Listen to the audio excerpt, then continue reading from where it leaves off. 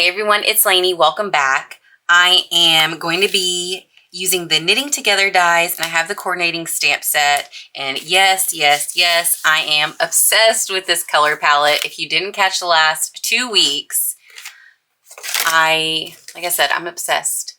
I love it. I will list the colors in the description box down below for you if you love it as much as I do. And we're going to create with it one more time, and then I'll try not to bring it back for a while, just so I can give you guys a different look, right? So we are going to be using the ball today, and this is the ball, and then this is the skein, and it's got other little elements. We're going to be using the buttons as well, and not sure on the sentiment, but we've got this little square cut out for these stamps here, which is really nice. So I want to cut the ball of yarn in each color and then bring in the buttons, the round buttons. It also has hearts, but I want to incorporate the round buttons with this, and I'll cut this out in each color as well. So I'm going to be using my mini die cutting machine today because we're working with pieces that it will fit into, of course. And let me go ahead and add the little button there. I'm actually going to tape this down so it doesn't shift and fall off the plates. But I'm going to go ahead and speed this up, put some music on, and cut out all of the colors.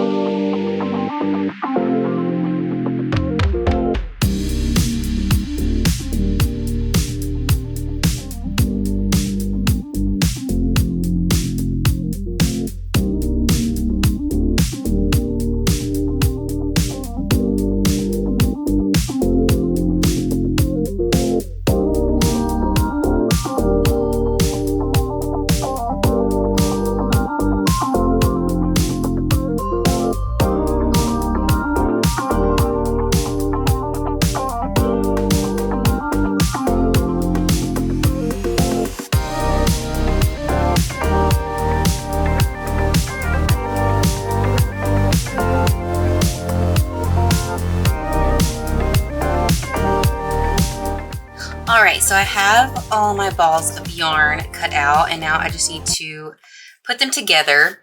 It does show an example on the back, and I am just going to look at this as a reference. Oh, I forgot to cut out the tails. Oh, I need that too, so they'll actually look like a skein. So I'm going to have to cut this out a few times. I'm not sure in what colors, which ones I will use or not, but I need to cut those out as well. So I will do that, but first let me work on all these pieces so I can kind of lessen the load here on little pieces, right? So what I'm going to do, let's go ahead and just work on this Creamsicle one. So the circle is the base, and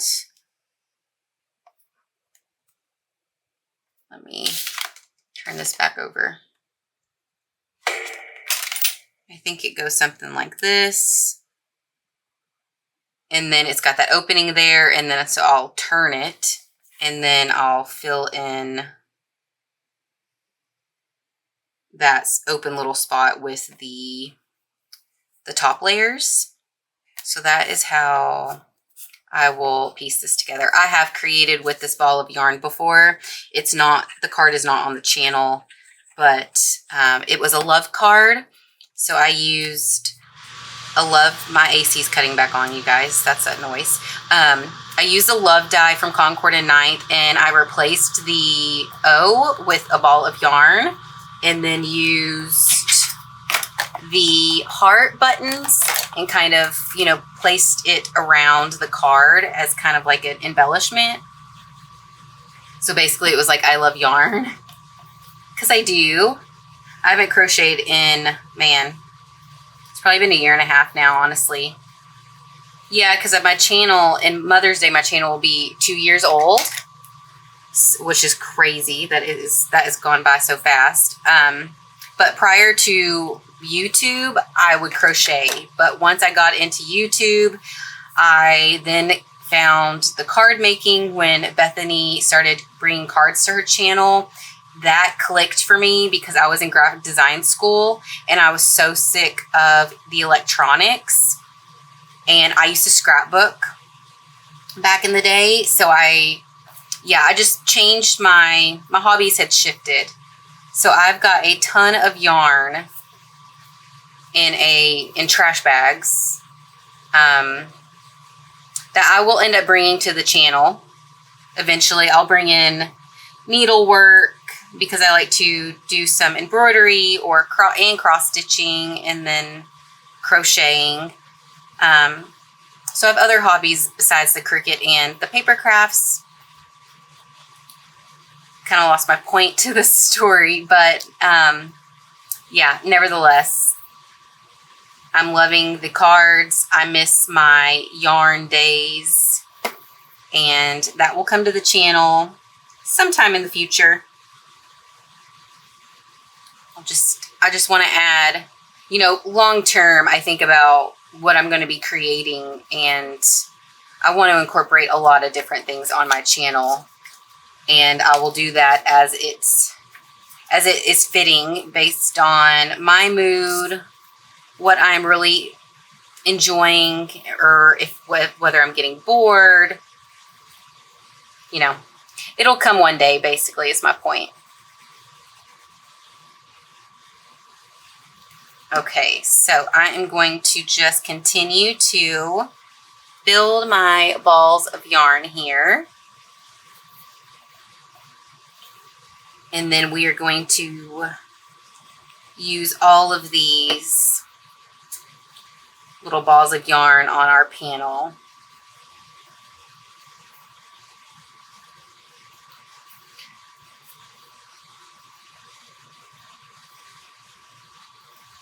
Okay, so we've got those two pieces, and now I'm going to turn my work and then glue the remaining pieces this way. So make sure if you have this set that you're changing the direction.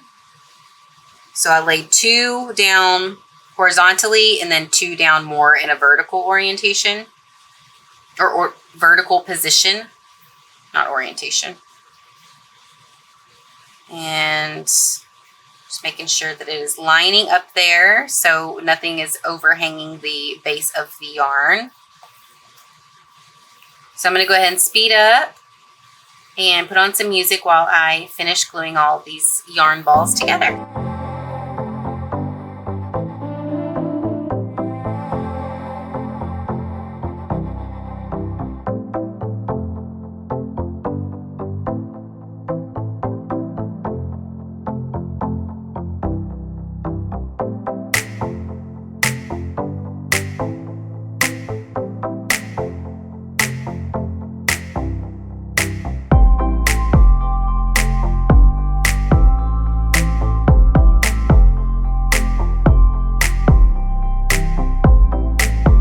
Okay, so I have the last ball of yarn done.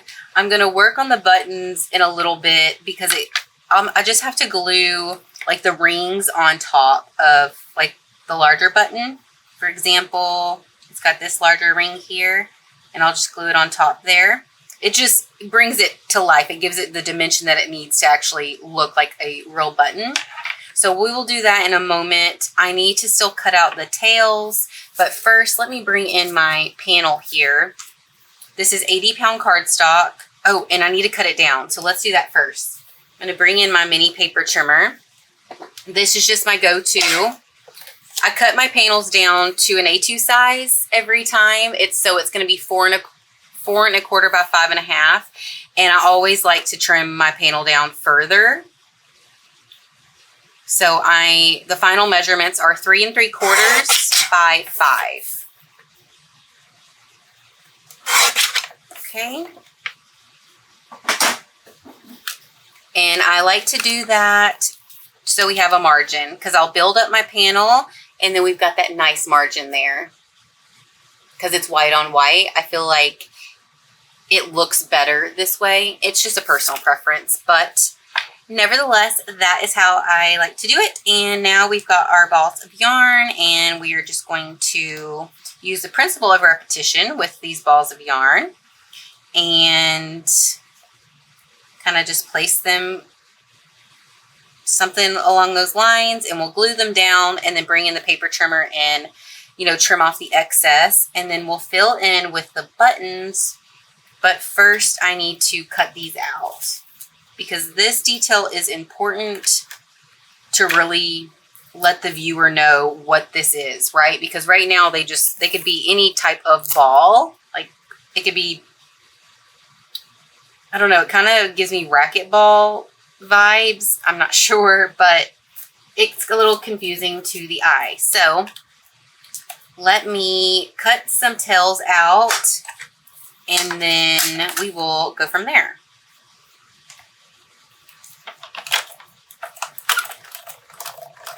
So I have all the tails cut out. I cut out one straight one and then the rest are the curvatures. I prefer these little swoopty swoops. They're really cute. And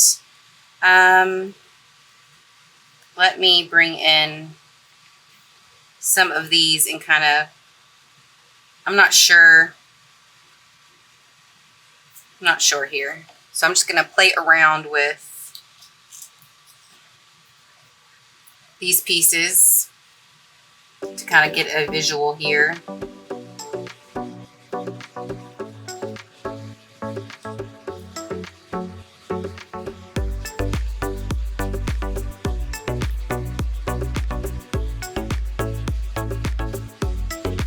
So you see how playful it is with those added details? It's just so subtle, but I think I want,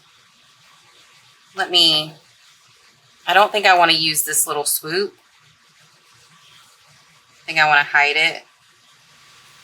Maybe let's move some of this stuff around here. I like that. That's cute. And then we've got the buttons to kind of fill in and some of the white space. And then we've got our sentiment to think about, which I'm kind of just thinking about putting it in the center. All right, so I'm going to start with the Creamsicle here. Let's just make this one permanent.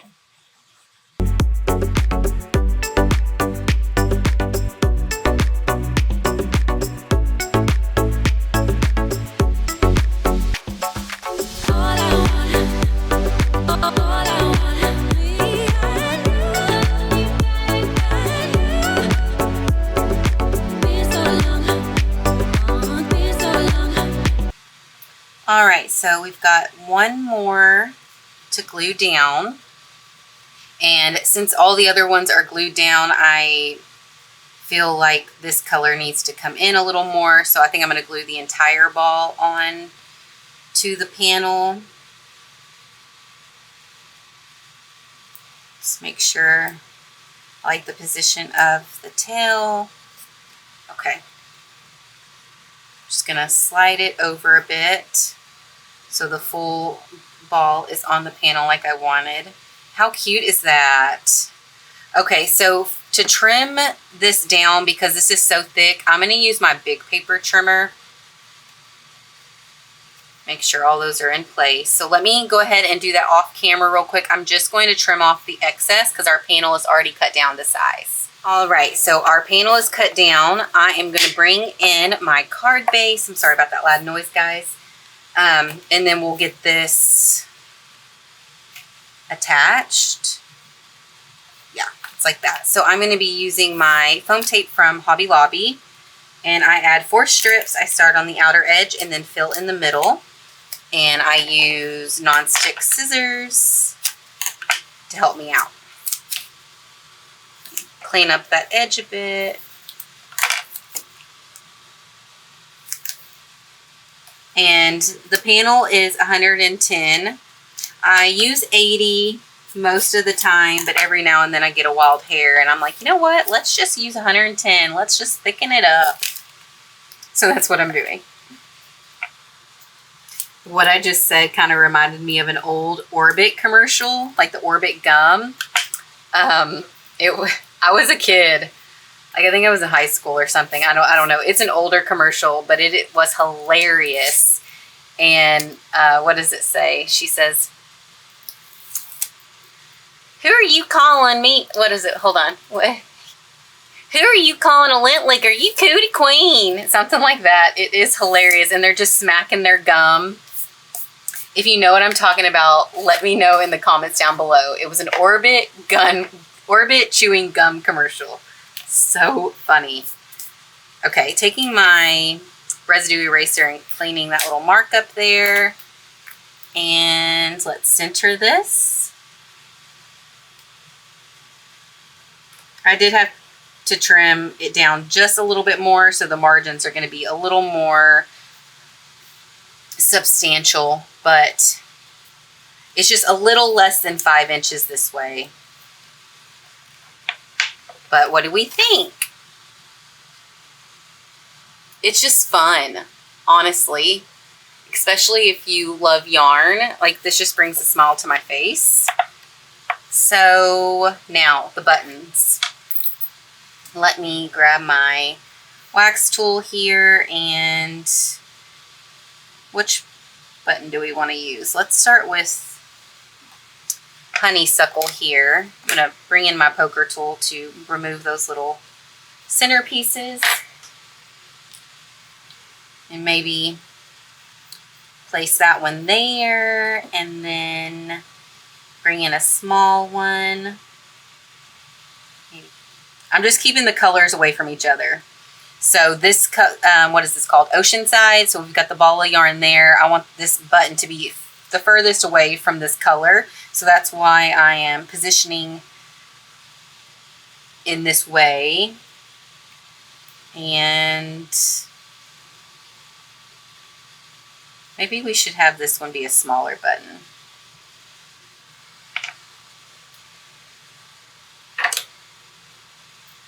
And for these smaller buttons, it does have the smaller ring that will be placed around it, like so. Let me zoom in for you guys so you can see the detail of the buttons just a bit better. I'm a very visual person, so let's just go ahead and make this look like it's done. I feel like it needs one more button, but I think it's going to be too much. Okay, so let's just go ahead and make these permanent. I'm going to start with the pink one here, and I'm going to use, sorry about that, guys, that noise. I'm going to use my tweezers. I need to clean off my precision tip. It's getting all cakey. So let's just place this down and then grab the ring. And I need to clean off the tip there. Okay. And just adding a little glue and then using my precision tip to kind of spread it out so I don't have too much seepage. It does dry clear, but you can still see it. You can see that clear residue if you've got too much glue. So recently on Concord and Knight's Instagram, they came out with, they share color palettes every now and then for, to inspire you, of course. And they had a similar color scheme to this. They just, instead of Creamsicle, they had Clementine, which is darker. And then they had, I believe, Juniper as one of the colors. So I basically just used that and lightened it up a bit by pulling other colors. So instead of Juniper, I have the Oceanside and Sea Glass. Let me see if I can find that. I think I took a screenshot of it. Yeah, it's right here.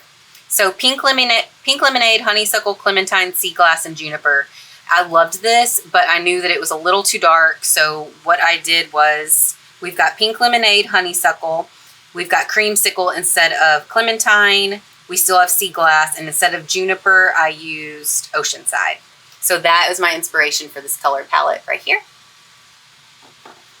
And we've got one more button. Okay, getting that pressed down. Now we need to think about the sentiment. I really like Knit Happens, and it looks like the Knit Happens, the congrats, and like hi friend, love you, great job. It looks like all of those will fit within these windows here. It's Your Birthday, Have a Ball. I really like that. I think that that is really fitting, but I don't think that one fits inside this. But let me grab the die.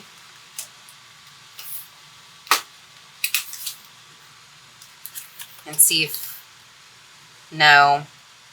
So it is too big. It's Your Birthday to Have a Ball. It doesn't fit into this die. I wonder, will it, no, if it's not, if it doesn't fit within that, it probably is not going to fit within this. Just barely, but it is too narrow. What do I want to do? Let's use this die there, or this stamp here, and with this coordinating die, and then let's just say Knit Happens. It's fun. So what I want to do is make some room here, and I want to use some embossing powder. So I'm going to show you what we've got to work with. I love how this is looking. And then we will now work on our sentiment, and if we need to fill it in with the white space with more buttons, we can, but I want to get this done first just so I don't overload it and make it too busy. All right, so gonna use my mini Misty here, and I need to zoom out. Okay, and I've got scrap paper here. Let's position that. And since I'm using embossing powder, I need to take my anti-static powder to neutralize the paper so we don't have embossing powder stick to everything. And now let's stamp this out first.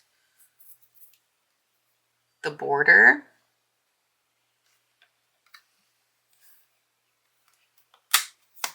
Okay. So what I am thinking is, I think I want to do it individually. I'm not sure. Let's go ahead and just stamp this up. I'm using Versamark. It gets the stamp all nice and sticky for the embossing powder to actually stick to it. So make sure that this is positioned and stamp this out. And I always double stamp. So once again, lathering the stamp up with the Versamark.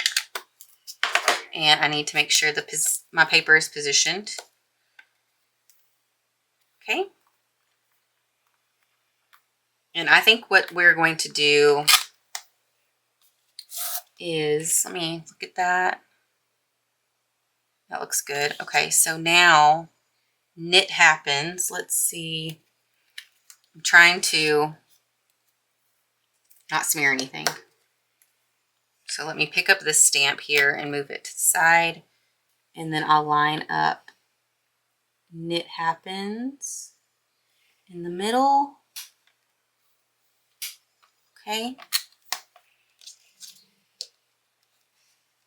And I'm going to do the same thing. I'm going to stamp it twice. Alrighty. So now we've got this done.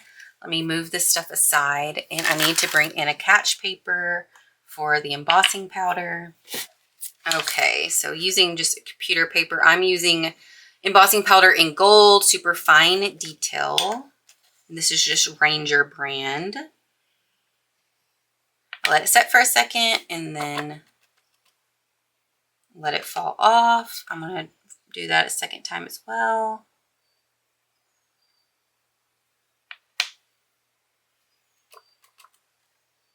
Much better.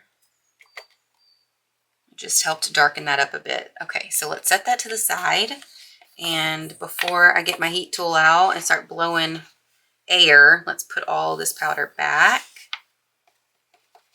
So I'm going to use my heat tool from Hobby Lobby. I'm going to turn it on high heat, let this heat up and get hot before I apply it to my paper. If you apply too much heat to your paper will start to warp. So make sure your heat gun is nice and hot first. About 20 seconds or so, 15 to 20 seconds.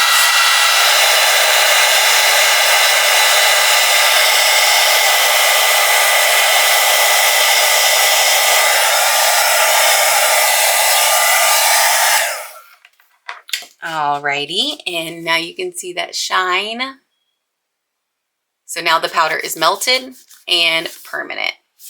Okay, now where is the little die cut here lined? And trying to keep it off of all the work that we just did because I don't want this washi tape to snag the die there. Let's go ahead and just tape it down on both sides for security. Okay, and now I'm going to get this cut out.